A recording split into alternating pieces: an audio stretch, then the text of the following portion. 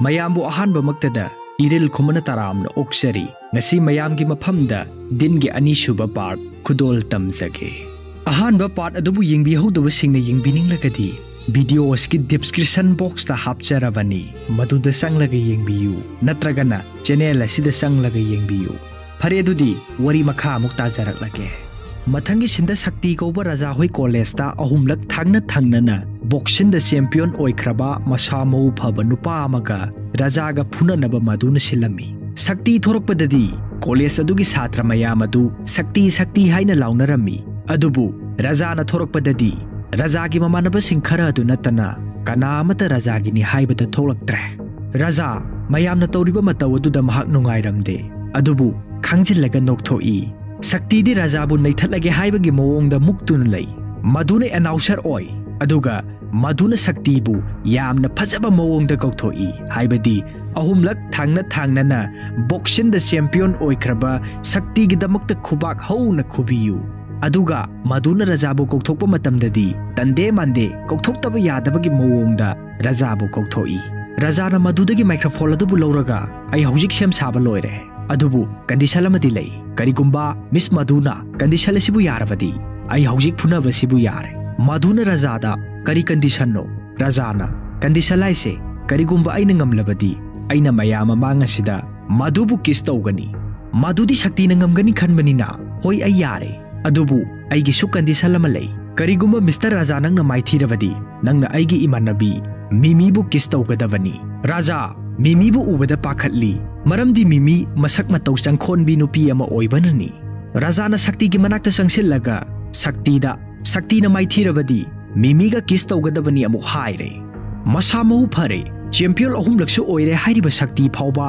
maithirabadi miss mimi da kiss tawgadabani haibada adukki matik pakhatli adubu sakti su mahak yare hai asumna yanaraba matungda phunaba hore ahanbadadi rajabu sakti na yamna laina phuthai adubu ngaihak leiragadi raja na sakti bu yamna phajana phuthara'i hojikti sakti hogatpa phawba ngamdre taduna lei madunadi sakti bu hogolo haina phanna kanna haijai adubu sakti hogatpa ngamdre hojikti raja na sakti bu ngamlavanina madubu mayam mamangda kiss tawba tare raja na madubu law haina kawi madu haidoklurabanina upai leite raja na mayam mamangda kiss tawba tare raja na madugi masin mayada yamna nakna sangsille yengliba mising adusu mikupna hum section na yengi adubu raja na matong malhanba oirame raja na maduda aina angang oringai matamda aibu tambirakhi matam punumakta maru oidaba kanadaba mathau tataba miyoi singdagi lapna layu haibasi asumna hairamaga raja satkre maya maduna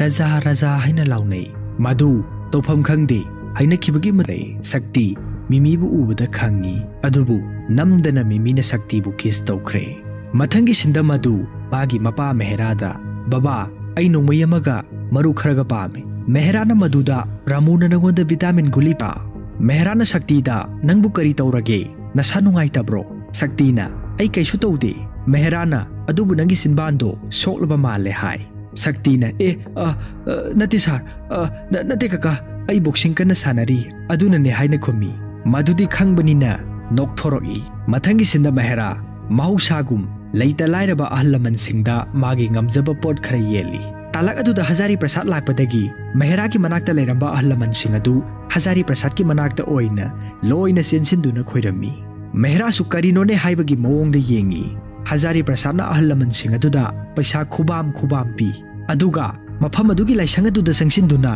drama tawi ima lairembi nangna ingonda lanthum mayam amadi pibire tawbatapu hojiksu ai imagi mafamda numit khudingi bikhari amoina laksari aini imada hajari imana ingoda lanthum mayam ama pinabiba adugumna aigi imong nupi amataga pinabiyu ai atopa karigumba amata pamde ai shupnatagi imong nupi amakhaktamak pami imana aphaba imong nupi amata pibiyu mehera so Hazari Prasad na tawriba drama atubu tarambadagi laida hairuk hairakat pasangki meherana sangkibaga Hazari Prasad ki bodyguard amana Hazari Prasad ke manakta sanglai Hazari Prasad na salo hai na magi bodyguard adubu thaki bodyguard aduna mehera gi gari adu nungsit hadoklami meherana lai khrumbamdagi thorokpa matamda magi gari adu nungsit amata yaromdre meherana magi driver aduda spare tire yaubra driver aduna spare tire di ama khaktani adubu puncture oiribadi tire anini मेहराना आई मरु ओइबा meeting अमा चटकदबनी मफम अस्वाइदा phone तौनबसु अमता लेते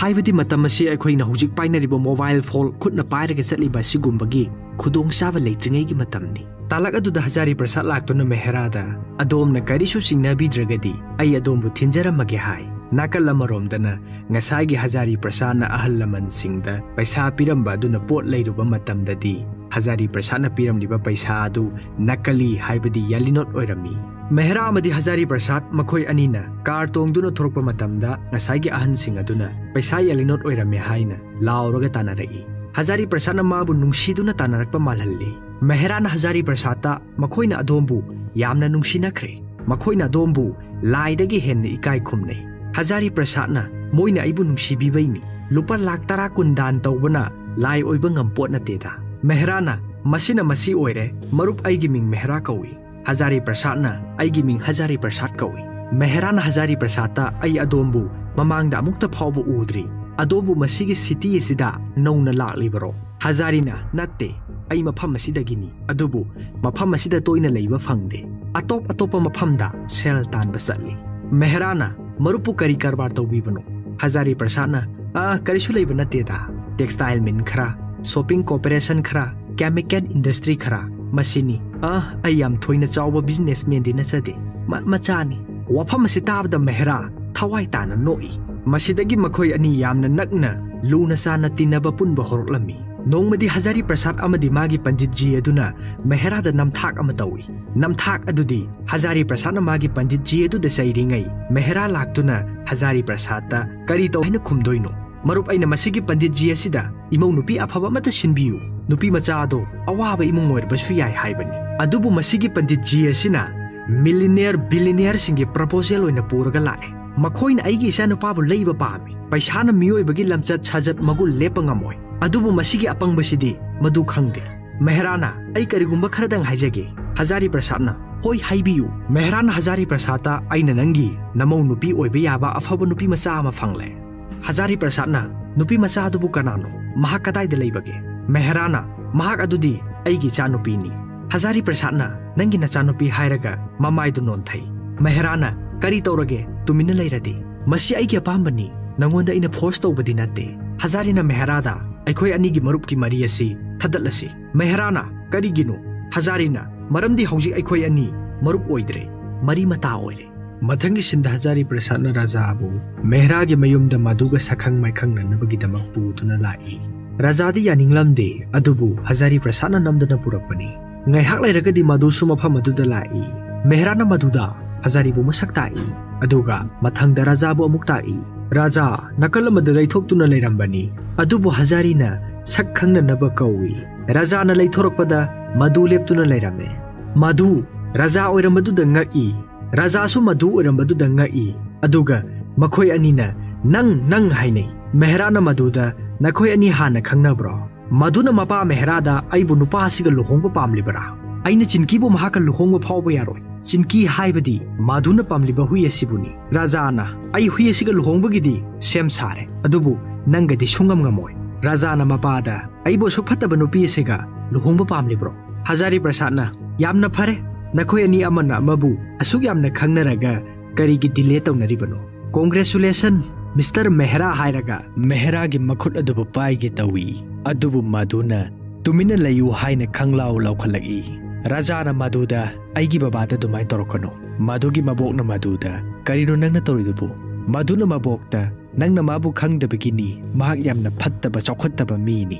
राजाना होइने नंगदी यामना फबा नुपी मसानीने असुमना मखोय अनि साउनरकपदगी मधुना राजादा केकना Thai अदुबु राजाना थैदोखिबदगी राजागी Mopa Hazari प्रसादकी ममाइदा ओइना थाजिनखी राजाना आइगी बाबादा नंगना दुमाइ तौबा हाइना Madhuda केकना Thai अदुबु मधुना थैदोखिदुना मेहरागी ममाइदोइना थाजिनख्रे राजा थवाइतना नोई अदुगा हजारीदा बाबा येंगो cake की लमन केकना सिंख्रे मधुना राजादा करिगी आइगी मथक्ता रिवेंस तौरिबनो असुमना हाइरमगा राजा अमदि मधु फुनबा हरोलमी राजा सुमपाना phi मधु सुमपाना phi अदुबु मखोय अनि मचिन खटनबदि लेपते मथंगी सिंदा राजा होई इसै सक्तुना यामना नुंगाइना चटली तालक अदुदा मधुना मागे ममानबी आशा Pau ama tarabro.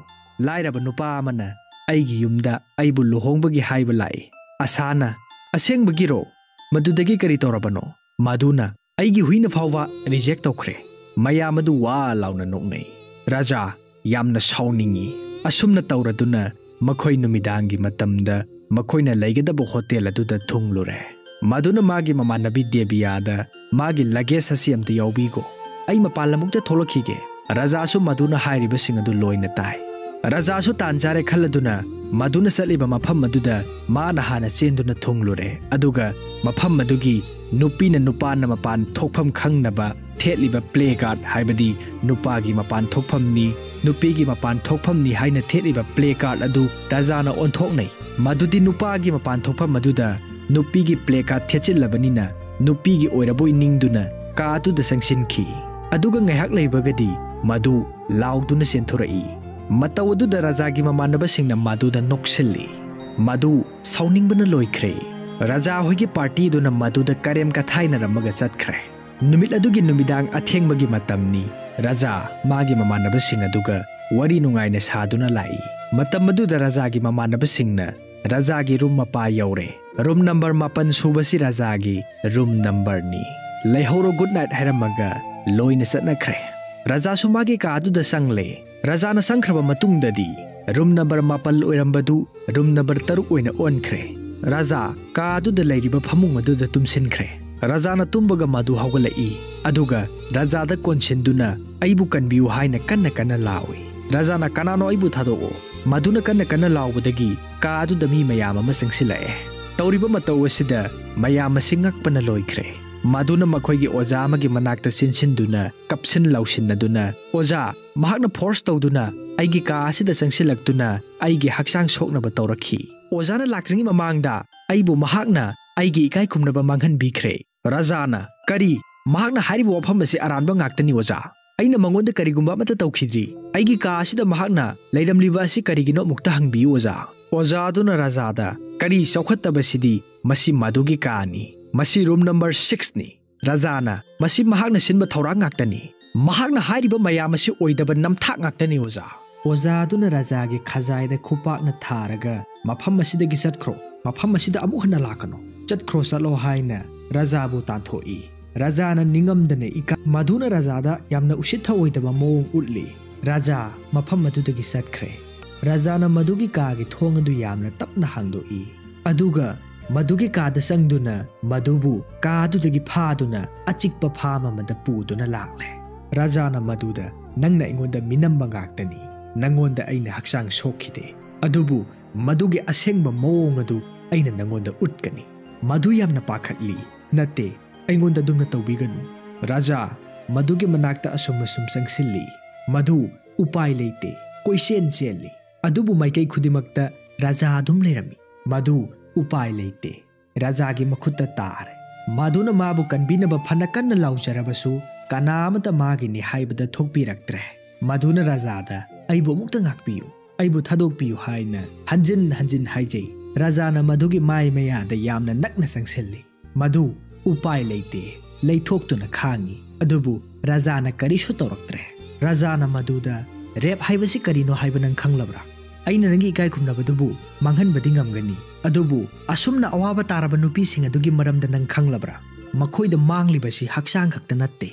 Makhoigi thawai pukning wakhal pumnamak mang takhalli. Aduga nangna aibu irai laina rep tawba ngamba mi ama tahanbire. Masi pumnamak asina haki wahi ama khaknani. Adubu wahi asina aigi punsibudi leikha tahallabani.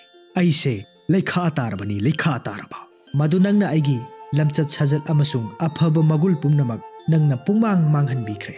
Madu haujikti wakhal tare. Rajada mahakna pikiba badana madugi mairina mittagi mapi leptana haitharai. Rajana maduda aina nangonda karishu tawroi. Maramdi aina kanagumba amatabu norokta tahanba ngamoy. Aina nangi sengjaraba thamoidubu manghanba ngamoy. Asumna hairaga rajadana kappi. Rajana magi jacket adu maduda kupsinbi. Aduga masigumba aranba thawdok asi amuk hanna thokanbiganu. Maramdi nupa khudimak raja gumbadi natte. Asumna hairamaga raja mafam adudagi satkre. Madu rajagi maikai dubu yengjahawi. Mathangi sinda maduna rajadi lanjadabani pumnamak asi aina preng tawbani haina makhoigi oza tu da wari phajana sai oza aduna maduda nangna aranba phattaba thabak ama raja da tawbikhre nangi preng adugi maramdagi raja ge mingsati thihalabani madu ningamdaba amaga loinimdana tumin leithokthuna satki mathangi numita madu amadi raja thengnei adubu wahi amata phawba hainade matam maduda maduna khadrak ama tawi haibadi mahak makhong leithekpa sai raja su kari tawraba jano haina maduda yengi maduna aigi khongasi yamna nai se matum ama langsilai maduna che matum adubu raja na khunbra yengi adubu rajadi che matum adubu hanna yengbiram dabida tumina satki nupi mana nupi oibigi ikai iki pumnamak thadoktuna tawjariba asibu raja na karisu khangbidana satki baduda tasengna nungairamde raja su madubu nungsidabadi oiramdre ngasai gi do mamanaba ma yawbagi oirame raja khungup mari kiba saraga lon na khungatli raja na che matumudubu hangduna yengluba matamdadi maduna raja da I love you hai na iba oirame raja momon no i raja na harau na yengthorokpada magi ngasai gi mamanaba duna lon na ngasai dagi raja na tawriba mayamadu yengduna leirami raja na mamanaba duda karishuna te hai mamanaba aduna raja da maduna kari hai na iriklibano hangi raja na nate karishu irakte hai numit adugi numidangi matamda satra mayamadu mai hogatuna isai saknaduna jagoi sanaduna leirami mafam adugi matai amada raja mamanaba singa wari saduna lei aduga maduna rajabu mit kuptana munna yengduna leirami raja na su maduna mangonda yenglai haibasi khangkhre raja tungon thoktuna mamanaba singa aduga wari makha mukta aduna leikhi maduna magi mamanabi debiyada raja ga aiga unanaba amukta sinbiyu Devyana raja ge manakta satuna maduna nanga wari amta sanaba pami hai rajana maduda yamna munna yenglaga debyada aina mabu unaba pamde hayu debyana maduda rajana nanga unaba pamde hai madu wafam sitabadagi raja ge manakta satuna rajabu mayama mangaduda kiss tawki mayamadu ingak ngakna makhoi ani gi matawudu de yengne rajadi masa gyan tajade haibade sungtha thajadaba thodokni Mathangi sinda Hazari Prasad ki mayumda telegraph taki ne haina letter ama putuna lai letter asidi maduga rajaga luhongba yare haibagi oirami Hazari Prasad yamna harawi mahaki ningba thungle haina khanjarami Mathangi sinda raja amadi madu makhoi ani luhongnabagi achouba celebration lama pangthoi Mehrana Hazari Prasad ta madu asi mahaki naitom pokchabini mahak madugi mapa khakta natana mama suni aina nakhoi da khwaidagi mamal yamlaba pochai sing pigani Hazari Prasad na Mehrada aihakna mahakpu luna sana thamgani masi aigi wasakni talak aduda Mehrana gidi hari kauba magi marup amabu urami Mehrana Hazari Prasad ta law aina ngonda marup amaga sakhangna hange Hazari Prasad alasi isam samjaba mini hai Hazari Prasad na thaidokpa yanaba mahak atoppa mithunglen singbu yengsiluge haina satki maduga rajaga su bon dance tawduna nungaina jagoi saduna lei gidi hari na Mehrada wakai ngangsilai nangbu mahaki maramda kupna hanglabro Mehrana ai kari taw haibano mahaki textile min singlei chemical factory singlei mahak senjau paiba misakni Hazari Prasad na gidi hari ubada koilot lotli gidi hari na koi thi gidi hari na Hazari Prasad ki purohit pandit ji adubu urami gidi hari mamangda Hazari Prasad na ngangki sakhiba singadu ningsinglai Hazari Prasad na mamangda aigi chanupadi millionaire singi machanupiga luhongani haikibadu khangning ningsinglai gidi hari na Mehrada ai hojik ningsinglak madudi haibaga Mehrana gidi hari da pek ani gi matungda ningsinglakli bro gidi hari na Mehrada ai angang masanate aina hairibase serious ni awoiba makini karigumba nangna nangi nachanupi bu yai phanabagi damakta khallabadi engagement asi khudak asida lephawro Mehrana engagement asi bu lephawro ba gidi hari na hoi Mehrana gidi hari da nangbu nangi wakhala du madu sap yungna leplabro gidi hari na hoi nangna nangi wakhala du tadringi mamangda Hazari Prasad na nangbu lut tobi khigani Mehrana gidi hari da karinu nangna hairiba singa dubu gidi hari na Mehrada ai sengna haige Hazari Prasad ki mill amata leite factory amata leite mahak millionaire amasunate mahak supnatagi yang shop amagi mapuni yang shop haibadi second gi pot yonba lalonba dukan mapu dubuni maduga rajagadi wakhan nungai na jagoi sari gidi hari na Mehrada Hazari Prasad ki maramda phattaba wari mayam ama lirami